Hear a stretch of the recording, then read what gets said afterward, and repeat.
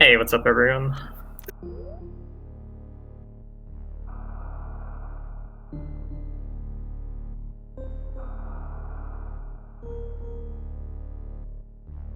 So I'm Ojder. This is CanadianOwl running Super Metroid Nature any percent.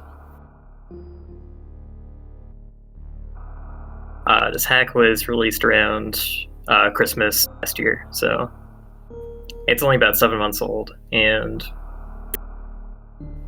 as I said during the run before, this it's a very vanilla type hack, but it's got a lot of graphical touch-ups that make it look really nice. And the way the rooms are designed are really nice for speedrunning. There's a lot of depth to it. So I think if you appreciate vanilla, you would like this hack, and it doesn't take any special skills to beat or anything.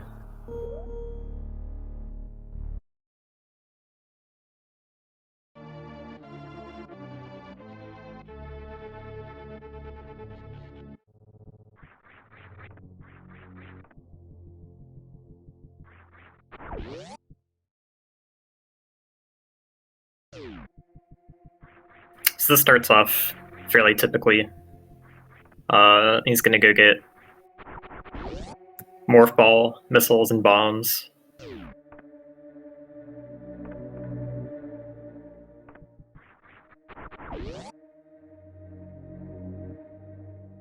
A lot of the beginning is kind of reminiscent of the original. You got like a kind of climb room, but you go the opposite way. You've got this. You got the old Mother Brain room, where you go the opposite way.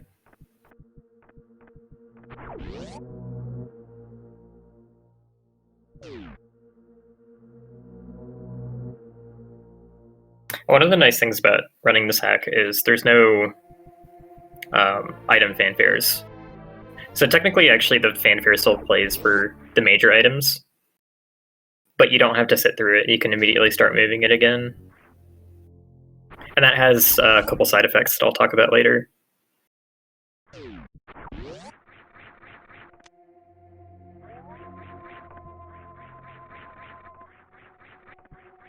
It is not backwards per se, just different.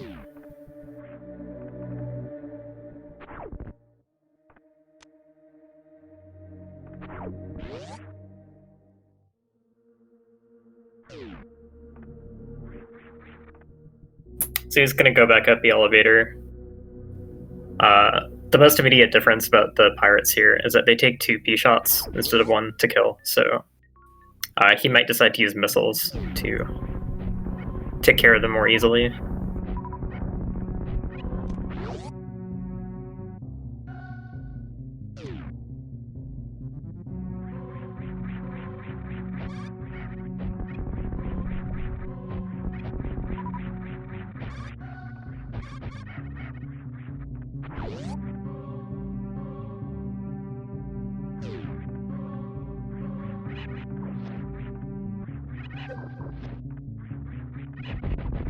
One of the other key differences in speedrunning this is the missiles do 150 damage instead of 100, and that makes them a lot more useful just in general. So because of that, and because of no item fanfare for minor items, it makes it worth it to grab a lot more missile packs.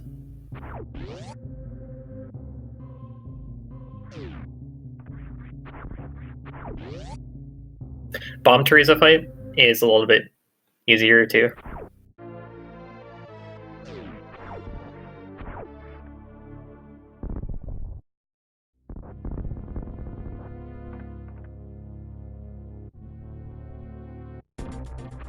Also, drops in general give you more ammo and health.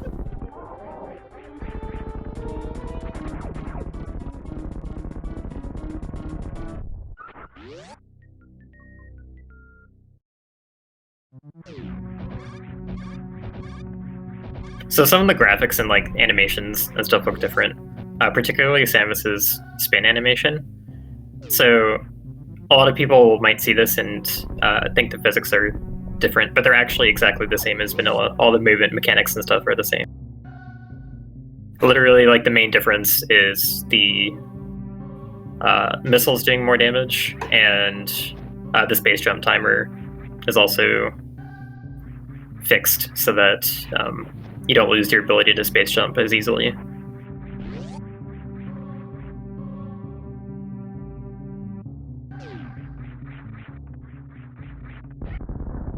So now that we have bombs, we're going to go get early supers. You're supposed to get supers from store spawn, just like vanilla.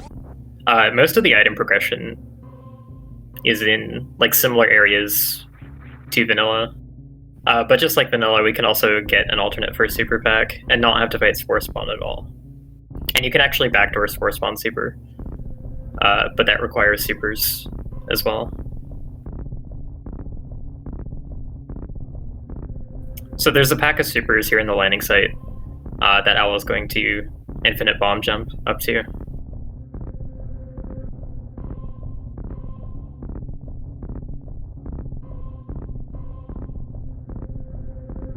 So the bomb graphics look different, and it kind of seems like the timing is different, but it's not.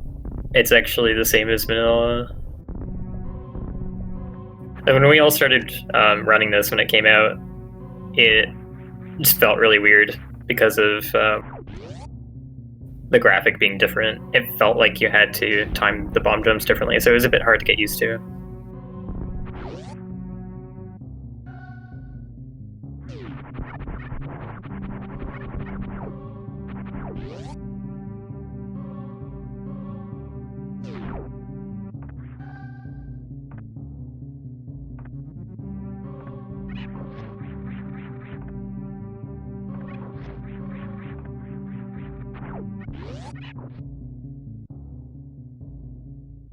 So now we're just going to go to Brinstar.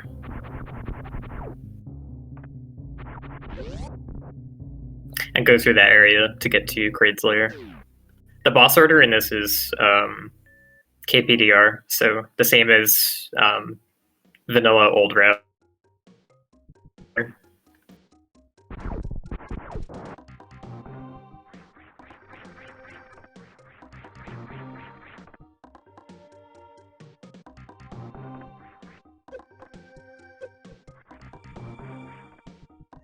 Doing a faint tuned first route, I think, would be very... It would go pretty slowly, just because a lot of wreck ship is waterlogged, and it becomes really slow to try and do that without some Norfair items.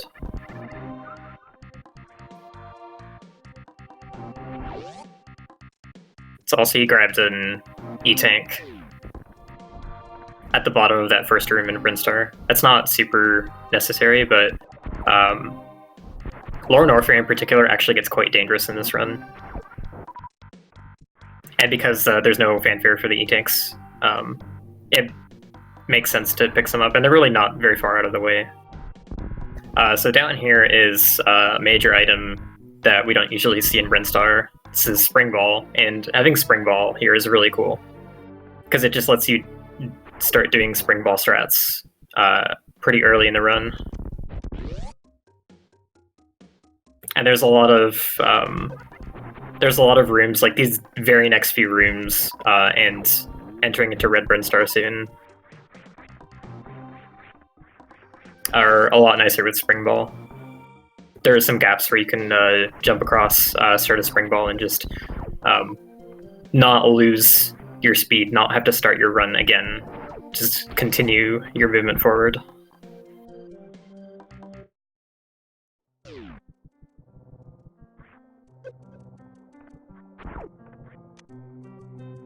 And going to grab a quick missile here. There's quite a few of these throughout the run that are just like kind of on the way and worth picking up. Also, this is a nice wall jump into Instamorph here to bomb that block. There are bomb blocks you're supposed to get from over the top of that kind of alcove with the door.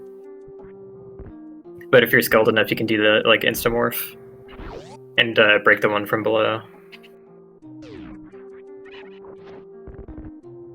I think you mean Hoot Hoot.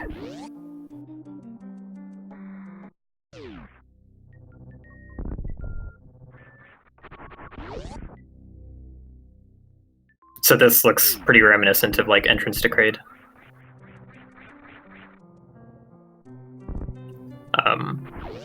So wall jumping isn't required to beat this. Like nothing advanced at all is required to beat this. But we were supposed to, in like super like intended progression, we're supposed to go to Norfair first to pick up high jump and then leave.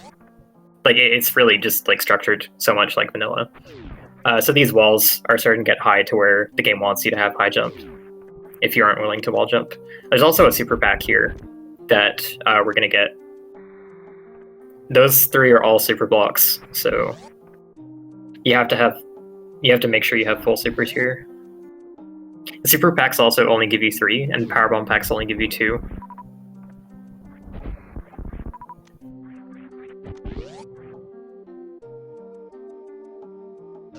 And so this is the entrance to Kraid. You have to realize that those blocks are kind of inverted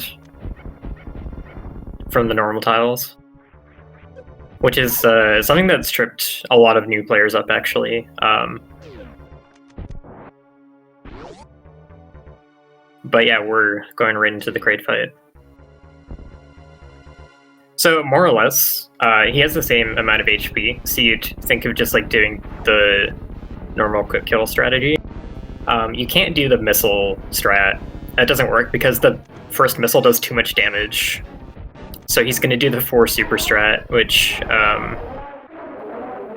lot of people, I would include myself in this, I'd find this difficult to do without using Charge Beam to freeze his hand first. But he pulls off very nicely. And we get Variasuit. Now, one weird thing about the item fanfare is that it's technically background music, and all background music changes have to resolve before door transitions can complete. That's why the door transitions take slightly longer between areas where the music changes. Now, this has the side effect of when you pick up a major item that has fanfare and then go through a door, the fanfare has to finish before the door transition will resolve.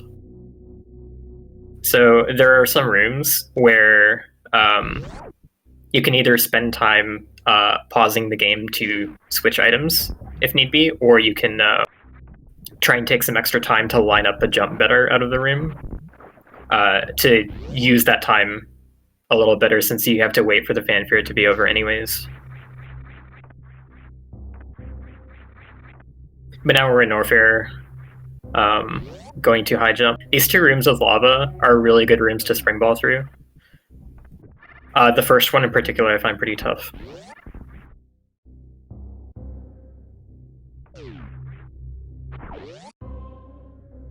This area isn't heated though, so you're supposed to come in here and get high jump and then leave. So you saw he paused for like a split second there to like line up his jump a little bit better. But it doesn't clear the Nova.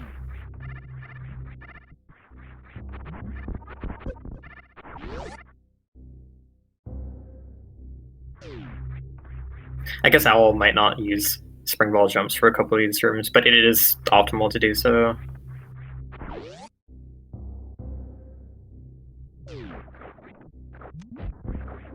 The ones in this room are pretty hard to do though. Like, it's just hard to get the right distances and stuff. So he used a super missile on the door to the right. That goes towards Ice Beam. But we're going to go down and get Speed Booster first, because Speed Booster just speeds up movement. So it's going to make getting Ice Beam marginally faster. It's just going to make movement faster in general, so might as well delay getting Ice Beam to after that.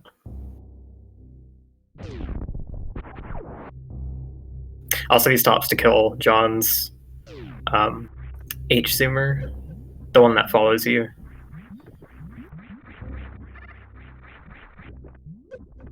So these rippers here, you are kind of supposed to have ice to get up through them, but he manages to get up with some wall jumps and does so on good cycle so that they don't knock him down. Morphing kind of helps you.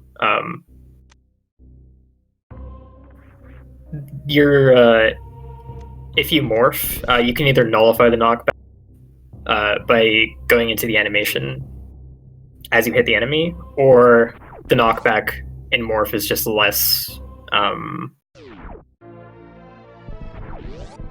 It's just generally less detrimental, the knockback you get from morph ball. So that helps with getting through that ripper. So now we have Speed Booster. We have a weird kind of escape here. The entrance that he came in through is caved in.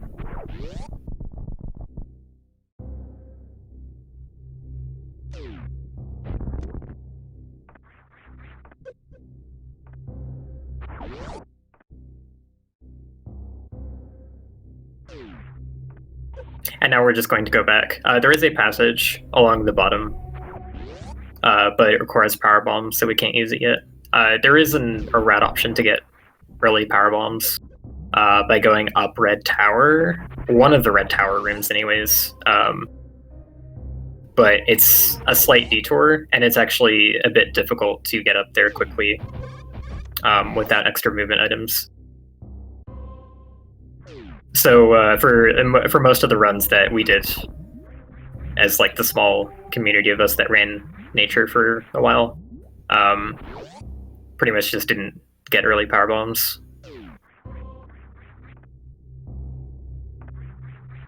I haven't really done enough timing to say, but I don't think it's worth it. It's definitely easier to not get them.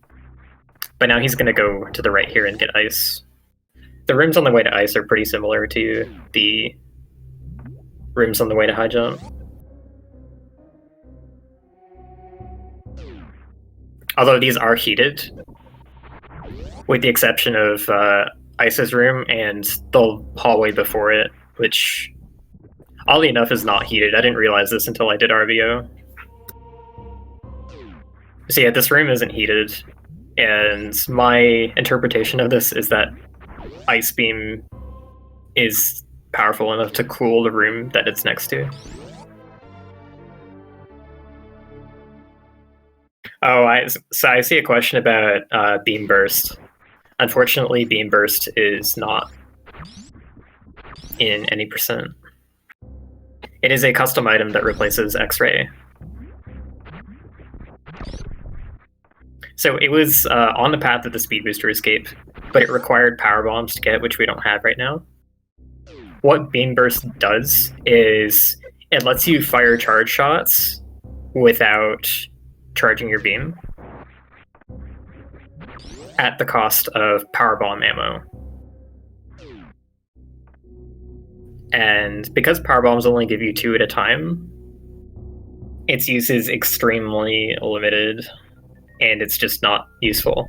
And we don't actually even get charge until almost halfway through the run, because it's just in an inconvenient location. You do, unfortunately, still need the charge beam to use Beam Burst. It is a really cool item. It's like, basically, though, it's used on Mother Brain in 100%, and that's it. There might be a case that I'm forgetting, but that's mostly it.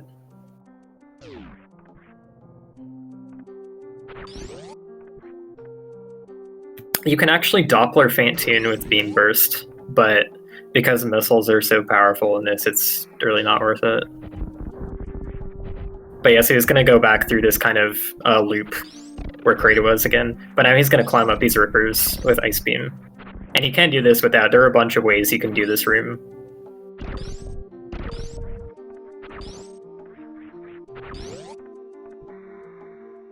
But with high jump and ice, it's much faster to do it with those items. So there is a secret power bomb behind here. This is, I call this one beta power bombs. I think it's kind of analogous to the beta power bombs from vanilla, but they're not locked behind PB, so you can get them as your first pack. There is like an alpha pack here. A couple rooms to the right, to the left, sorry. That is you're intended to get.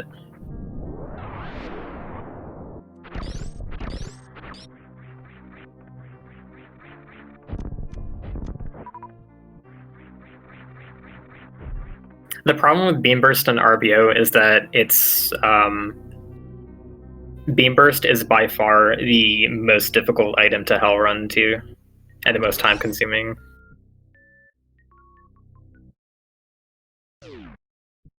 So it's not something you could really route in.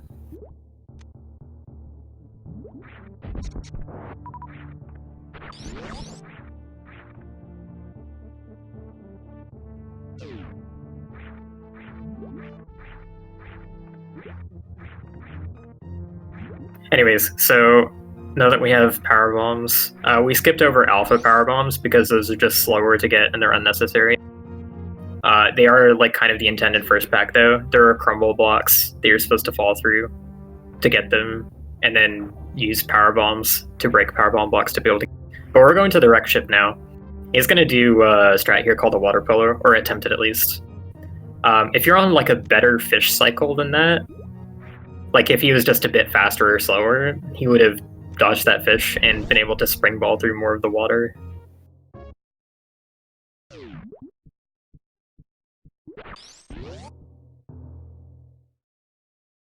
So we're in the bottom part of wreck ship, which is waterlogged, and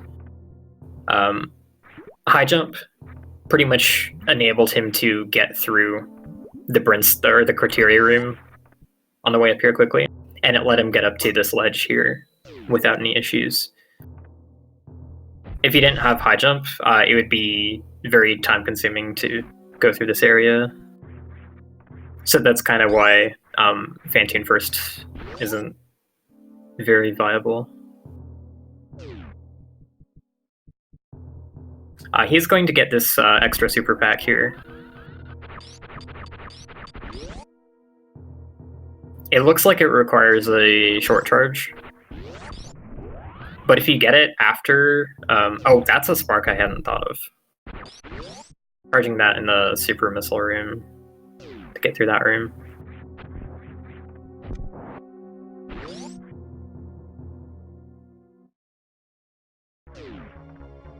But yeah, it's in the Fantoon fight. So normally you can strike Fantoon with 2 missiles and then 2 missiles if you space them out without him disappearing, and then do your like attempt to stun lock him with the remainder. But because missiles are more powerful, he'll disappear if you use 2 at a time, so you're only able to get in 1. So that was 1, 1, and 4 for the Doppler, which is pretty decent. He'd be able to get a 2-round if he did 1, 1, 5 and a super here, which is kind of... it's a bit of a tall order, unless you're like a top any percent runner.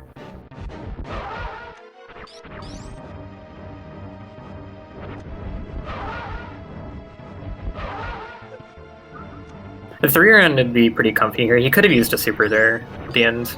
That's a very red Fantoon. But it's possible he wasn't confident in his count and didn't want to risk it.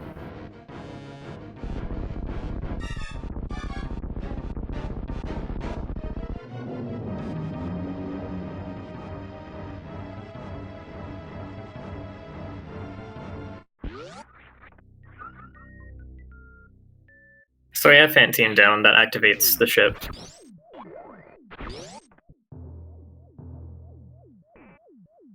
It actually activates a treadmill in the room where he got those super missiles, and so that treadmill is needed to be able to get them without a short charge. That's how a casual player is intended to get those supers.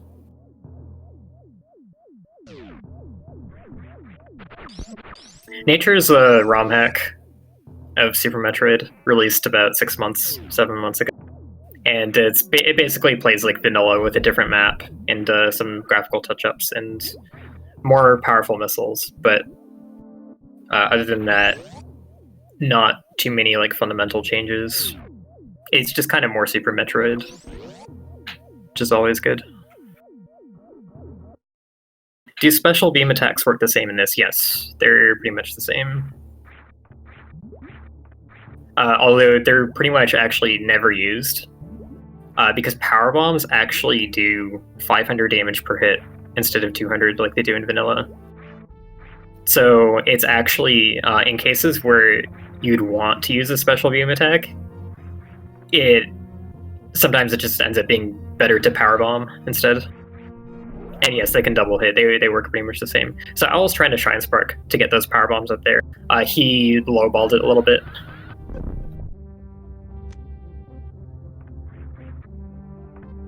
But you do have to get to the top part. You have to leave the wreck ship and find the top entrance of it here. This is where the bowling alley is. And so he's going to try and spark over to the statue. This statue won't activate if the ship is powered off. You can get here, but it won't activate.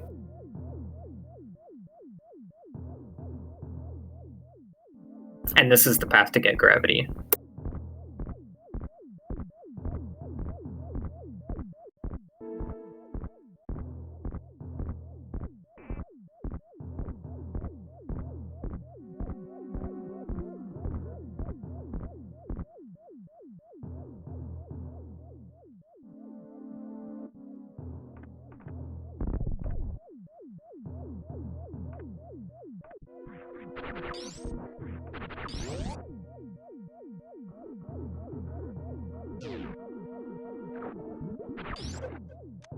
Not really sure why people are talking about the timer so much. This is timed pretty much the same as in vanilla.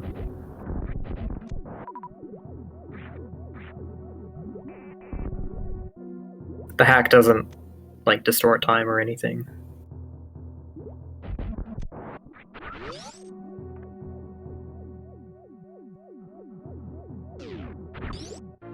So the increased power of the missiles are kind of nice there, even. They're nice pretty much everywhere. So 2 of them are enough to kill an atomic, whereas it would usually take 3.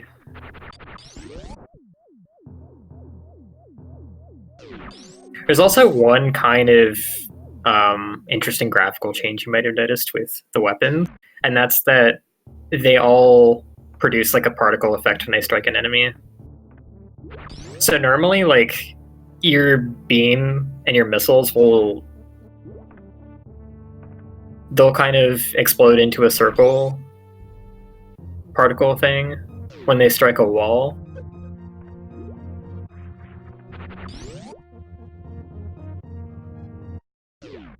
I don't see a live split timer, do you? Not sure what people are talking about. Anyways, particle effects when a weapon strikes a wall. Normally, if you shoot an enemy, you don't see those particle effects. They're kind of eaten. But in nature, they are there. For the missiles, it's the same ones as if they would hit a wall. And for beams, there's like an extra thing of dust that you'll see. And there's an extra sound effect too. So it's really neat. It's a really neat change. But it also produces more lag. And it does some weird things with some enemies, where... I'll explain this in a second, but Owl is going to get Charge Beam right now, which is a little bit out of the way. This is kind of the closest that we ever get to Charge Beam before Ridley. Ridley's the only place that we really need it.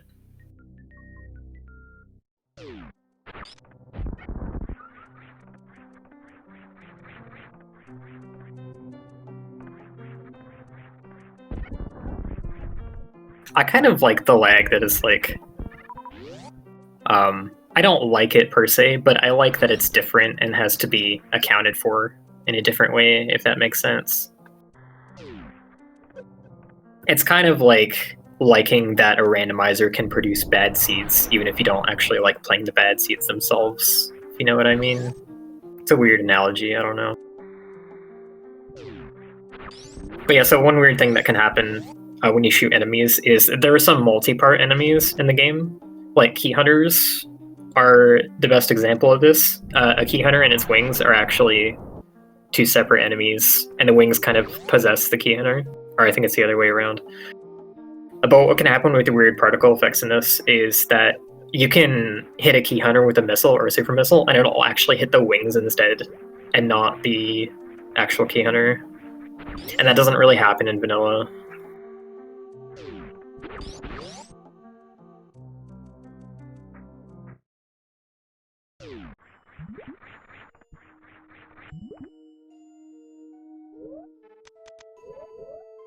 So space jump is up here. We're just gonna spring ball jump to it. You also have the option to gravity jump to it.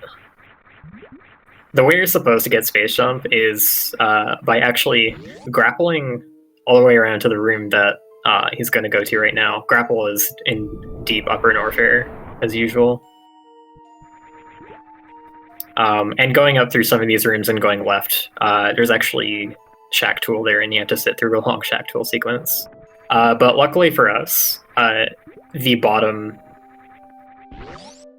of that little space jump alcove is just completely open. And so now that he has it, you're supposed to get space jump here and use it to do a space boost through these speed blocks.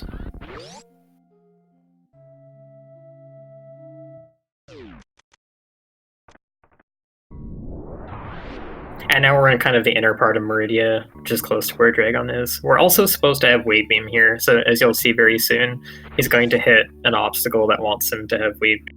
Wave Beam is pretty close to where Space Jump is too, so we've already passed it, but it requires fighting Botwoon, and that is slow, and since it's unnecessary, we don't want to do that. So we're going to do a gate glitch, but this gate glitch has the button on the right, and if you know, if you're familiar with Super Metroid, you'll know that traditionally you can't do gate glitches with buttons on the right, with some exceptions if you do it in strange ways. So what we're going to do here is freeze a Zoa at morph ball height, and then stand on it and walk into the button and shoot it at the same time. And that lets you actually shoot the gate button. And try to spark all the way up this shaft. Probably actually better off without that spark at this point because of the health right now. So here's Colosseum. It's different. There are spikes, and the path through the room is a bit more treacherous and not just like a... So you can't space jump through all the way through this actually, but it's very difficult. So that gate glitch does work in vanilla.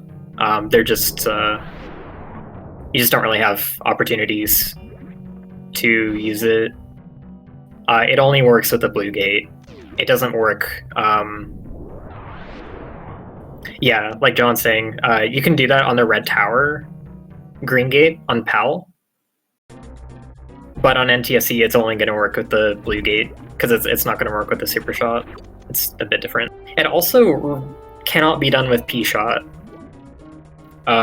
which surprises me, because as far as I know, Ice Beam doesn't change the width, but it changes some property of the beam that allows it to work. So like you can do it with Ice or Spazer, but you can't do it with a standalone beam.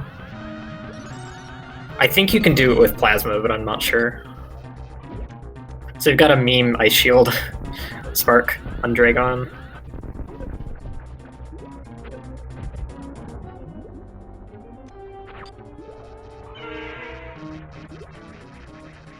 But this is mostly the same fight. The difference being missiles are a little more powerful. Plasma is just weird. Like, I do not trust Plasma Beam to actually hit anything ever. It tends to not hit things that are point blank on it. So I really like the shade of the blue suit in this hack. And he's going for a spike suit. But quite honestly, like, this blue suit is completely useless. There's nowhere to use it, so he's just gonna run out of here.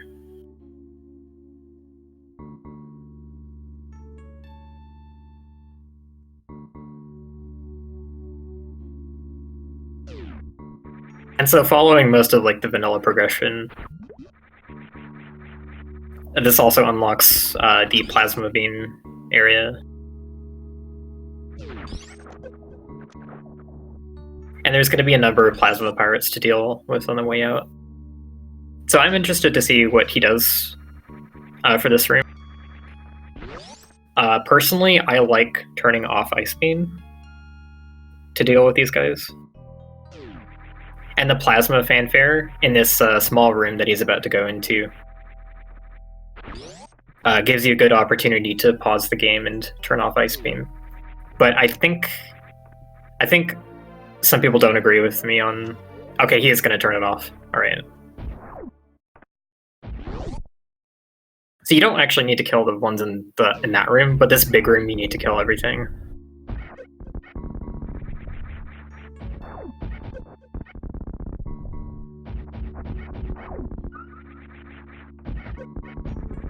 I'm kind of sad he's ignoring the missile at the bottom of the room. He doesn't seem to appreciate the power of missiles in nature as much as I do. So all the beam damages are the same. All the damages for things are the same, except missiles are 150 and power bombs are 500. Everything else is the same. This actually devalues super missiles a bit, actually. The extra super pack that he grabbed is one that I don't grab because it's just not as worth it to get 3 supers over 5 missiles. Like, the fact that you still get 5 missiles from a pack and that they're as good as they are is huge. Also, there's a reflect puzzle here, which I actually forgot existed. So there's an E-tank here. So he has 5. There is a 6th one that he could grab pretty easily before lower Norfair. I'm not sure if he plans on grabbing it.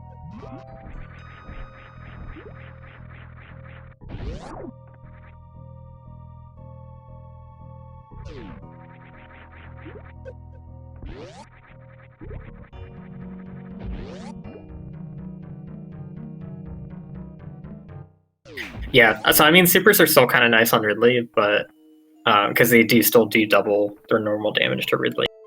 But now for Ridley, it's only 4 missiles to a super instead of 6. This hack is very casual friendly. You don't have to know how to do anything to beat it. It's very vanilla-ish.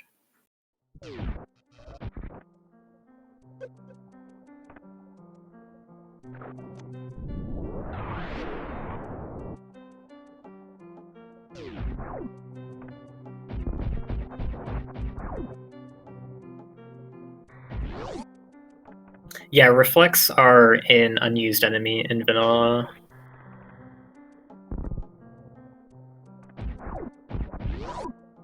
They... Probably one of the bigger reasons they weren't used in vanilla is that they don't know what to do with bombs. They don't know how to reflect bombs. So if you lay a bomb next to one, it'll crash the game.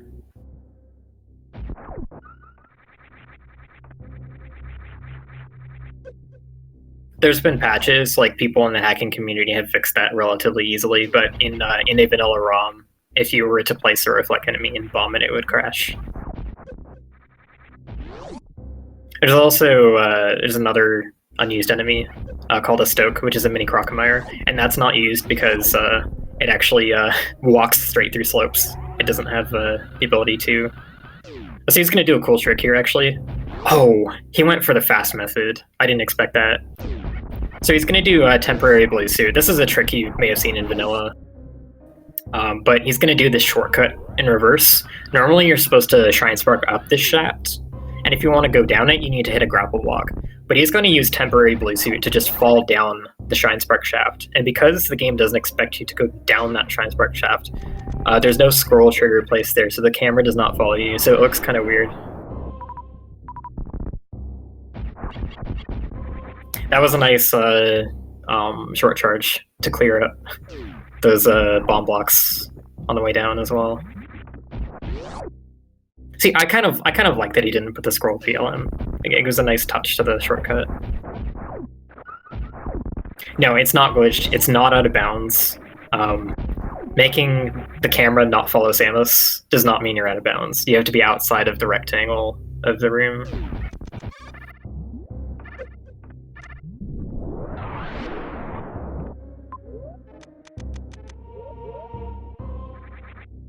And okay, so he's going to turn off speed booster here, actually. When we're on the elevator, we can just turn ice and speed back on at the same time.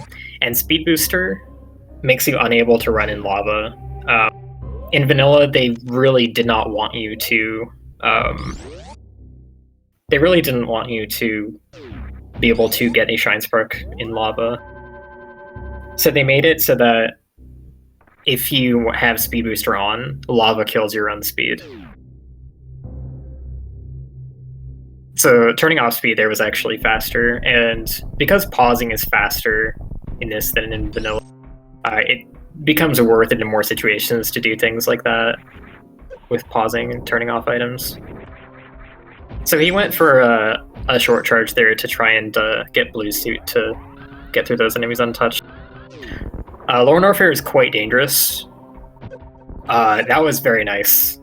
Just get through there, get as much speed as possible to get over that disc ego. So he's going through an acid bath right now, and you're supposed to drain all this acid by going and fighting Gold Chorizo. But that's slow and unnecessary, so we're not going to do that. And this is the reason that 3 tank runs are so difficult in any percent. This is very dangerous. This Key Hunter is kind of scary now that he missed that jump a few times.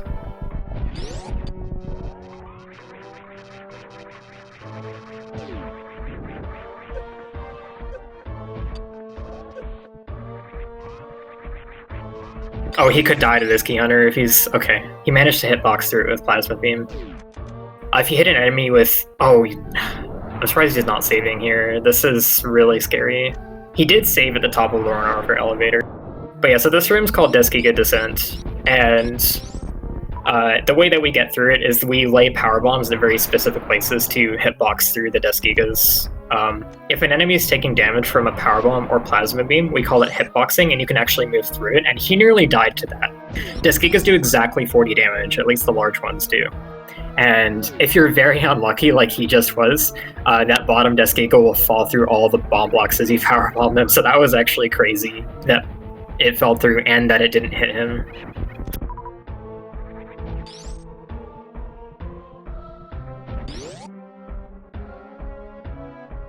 He's doing a temporary blue suit here to try and get through these blocks. That was really nice. That unmorph, you had to do that unmorph like properly before you stop or hit the wall to keep the blue suit. SM Descent, yeah, it's a good name for this.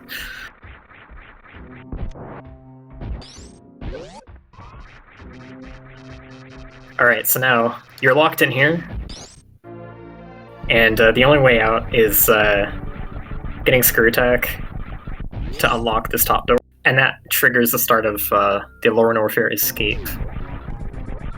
So you've got Rising Acid through all of these rooms.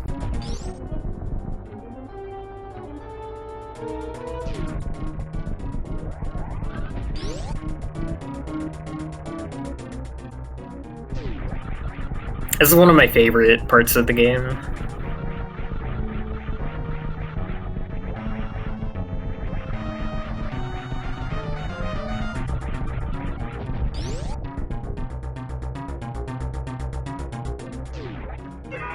Alright, and this dumps you just straight into the Ridley fight.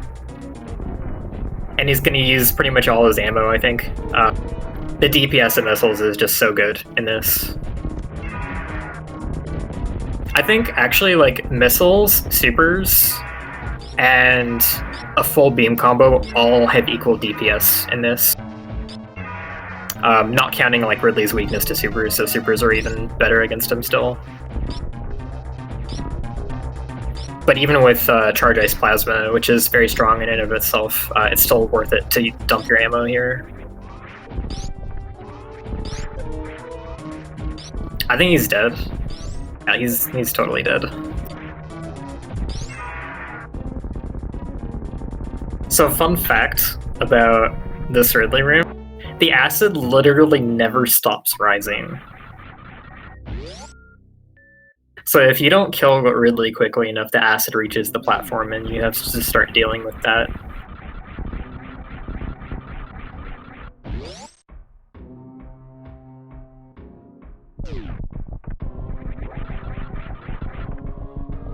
So we still got escape to go through pretty much. This is the tail end of it though.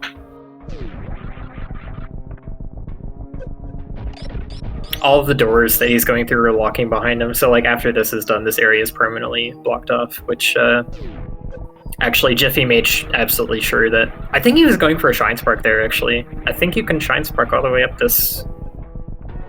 But it's a pretty tight short charge, especially with like the screen shaking. But yeah, so this area is just completely blocked off.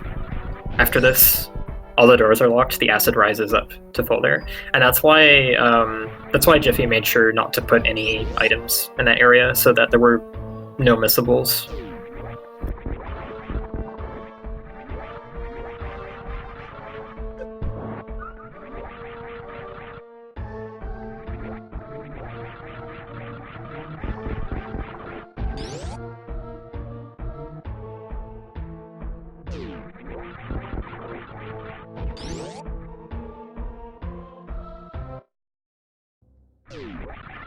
It is a him.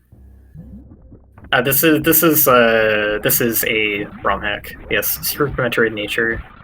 The main difference in it is the levels.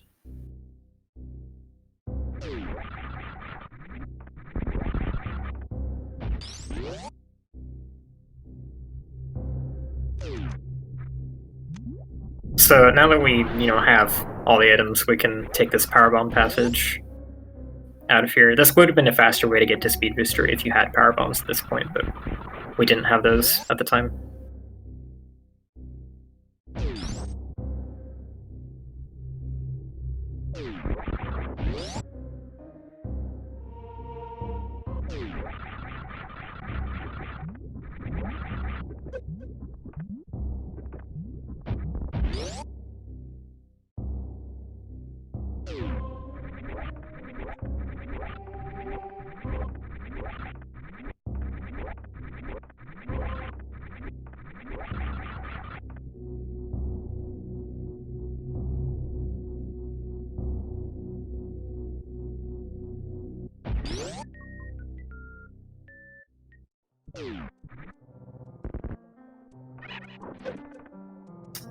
Leshrac, run is a strong word.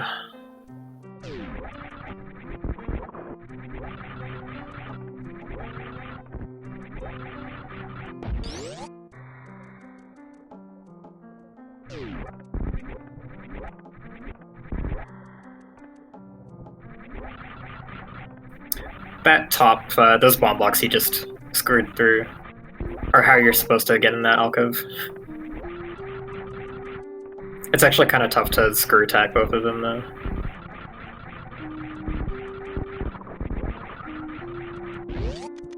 So it's going back to where Charge Beam was. Next to that is a door that's going to lead back to Blue Brinstar. There's a power bomb that gates this, so you can't go this way at the start of the game. But it's a really quick way back to Golden 4 to end the game.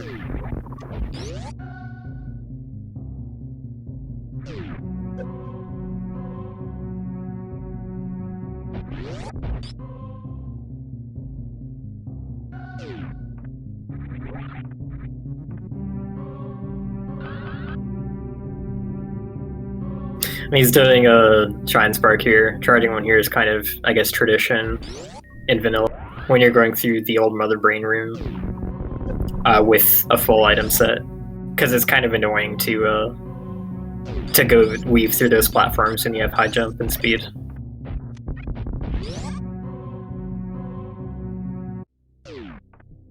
Prime 3, Hunters, Fed Force, not in this marathon.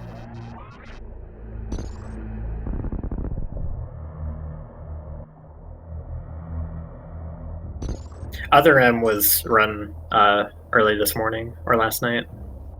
Low percent. Oh, Hunters isn't? I missed that, my bad.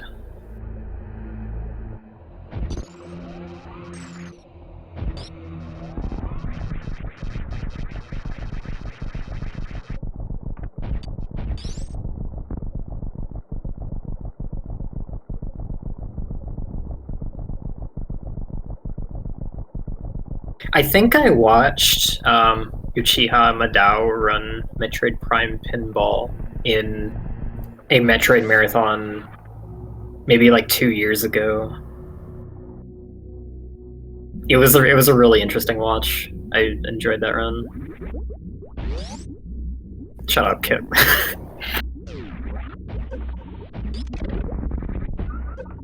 Okay, so Tourian, we haven't gotten to see this yet. These Metroids, so the Metroids have 625 HP. The supers do double to them, like in vanilla, but that's only 600. So in vanilla they have 500 HP, and they take 5 missiles and one super. But in this they take either 5 missiles or 2 supers. Their HP is just weird. Like most enemies, their HP wasn't really edited, but the Metroids are just made really weird. You can also still powerbomb them, and I said powerbombs do 500, but I think they died at 1.5 powerbombs, because I think they take half damage from powerbombs, so they take 250 a hit. But yeah, so it's just kind of... You have to deal with the fact that you have to hit them with 2 projectiles. You try to swap between a missile and super to not use as many supers. But it can be really tough to do these well.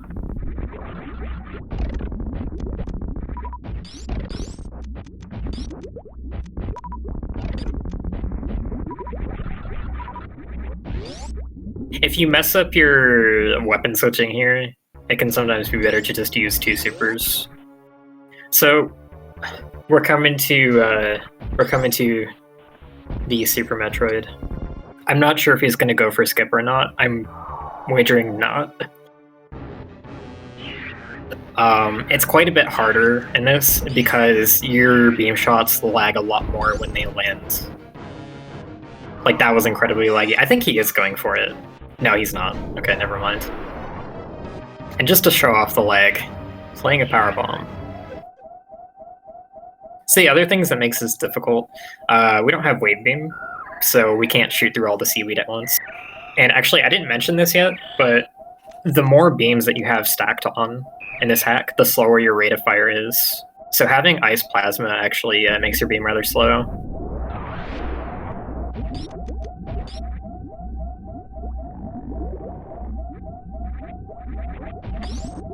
It would be 1 missile in the vanilla apple, but yeah.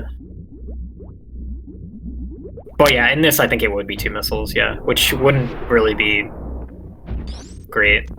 It wouldn't be worth the time. Do 2 PBs? Oh yeah, it's 1.5 PBs that kill in this hack, my bad. The numbers are hard to juggle. But in vanilla,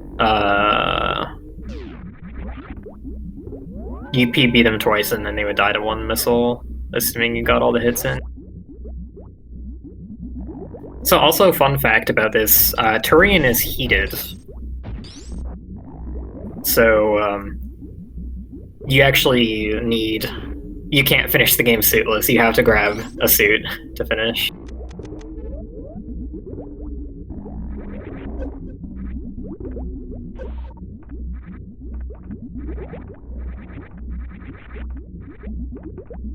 The audio is only very slightly out of sync for me, so it's not enough to bother me, but I'm hoping that it's not worse for others.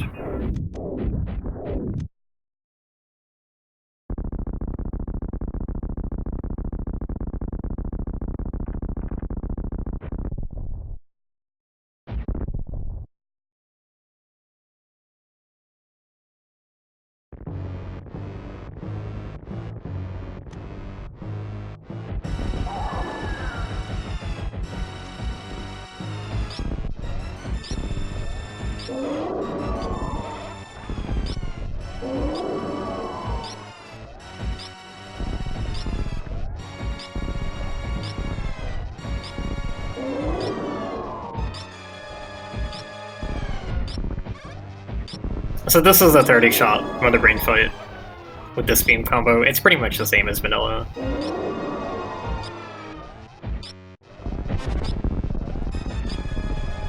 Oh, and on the note of Tourian being heated, it's heated in baby room, it's heated in this room, so like you can't. You're gonna die during the cutscene if you don't have a suit.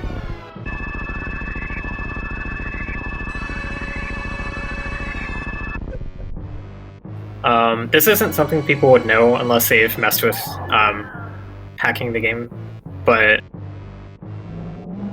Norfair and Tourian are the two areas in the game that natively support heated rooms.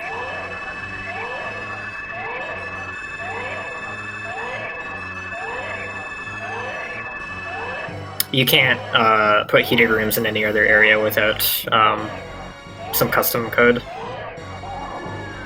So it's actually kind of weird that they coded that capability into Tourian but didn't use it, so I wonder if there were originally plans for that. But it was used like that in this hack. Almost all of Tourian's heated, but you wouldn't know that unless you did suitless for whatever reason.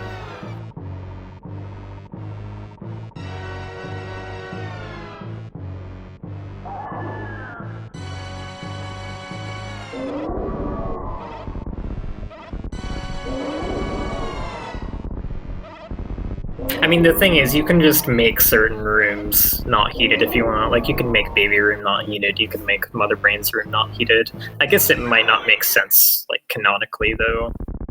But I mean, Crocomyre's room in Norfair isn't heated either. It is actually heated in some ROM hacks, like Legacy, which Owl and I also run. Coincidentally, Legacy is also possible to Arbia, but I wouldn't recommend anyone do it. It's really bad.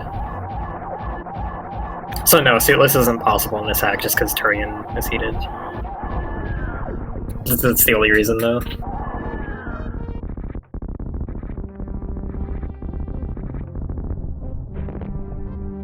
So this escape is a little interesting. It's not very easy on the eyes, I will say that. So we've got a 2-minute timer. Get out, MST. So we got a 2-minute timer. But we have a longer sequence than in vanilla. So the timer is a lot tighter.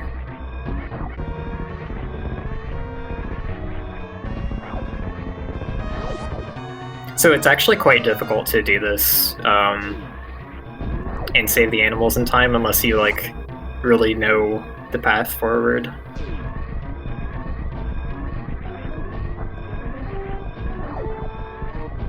This absolutely destroys people's bit rates, by the way. I actually find it pretty amusing.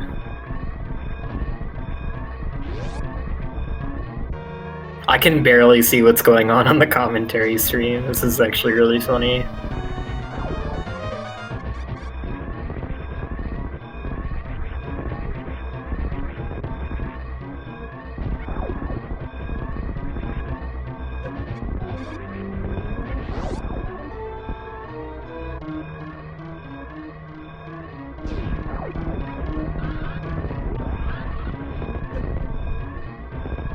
So this Shine Spark... Oh, did he fall? Or, I mean, obviously he fell, but... I didn't expect him to. That was a weird mistake. So the Shrine Spark to the right, you'd think left would be better, but you have to fall a lot further to land on a platform if you go left. I think he's going to save the animals, dude. Oh my god. You're supposed to go up from there.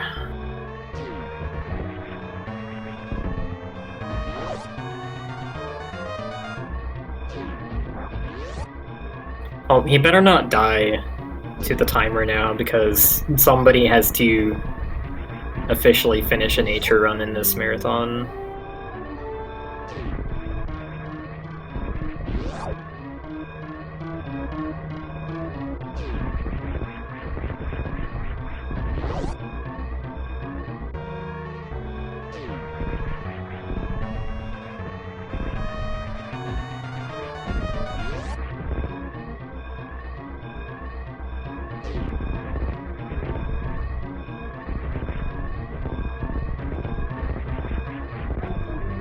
Okay, no, he's fine. This is fine. There's no issues at all.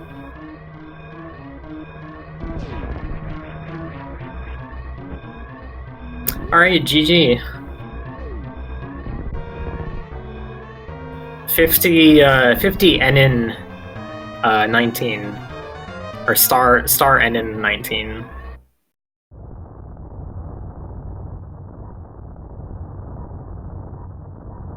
That's how you say backwards 9, right?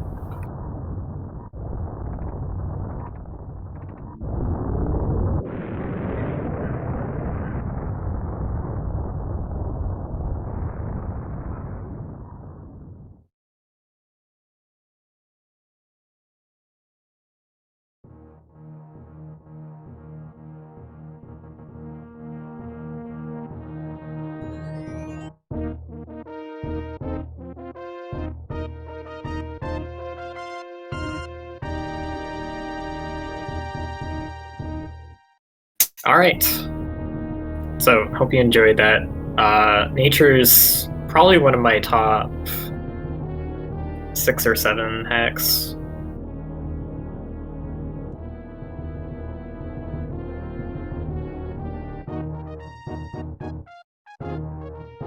So, thanks to Owl for finishing Nature. Also, thanks to Jiffy for finishing Nature. Thanks to MST for telling Jiffy to finish Nature.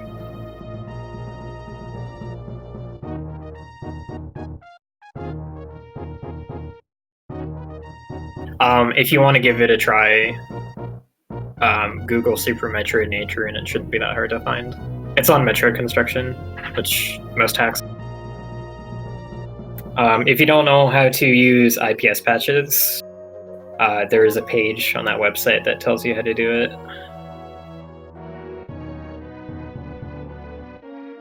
But I would recommend.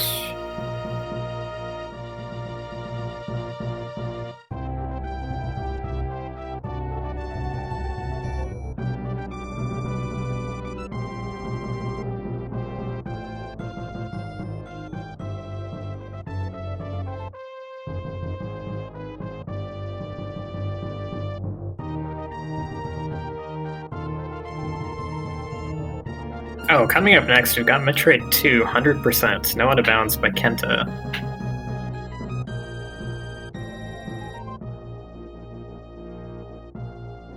And then after that, Zero Mission Napo by John. And then SM Rando, me, Sloters, Toasty, and Zosty. So stick around for all that.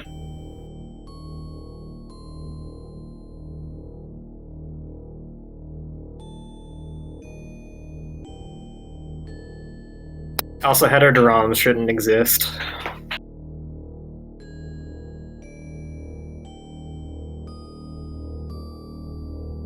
Yeah, he's been practicing for it. So anyways, I'm gonna head off.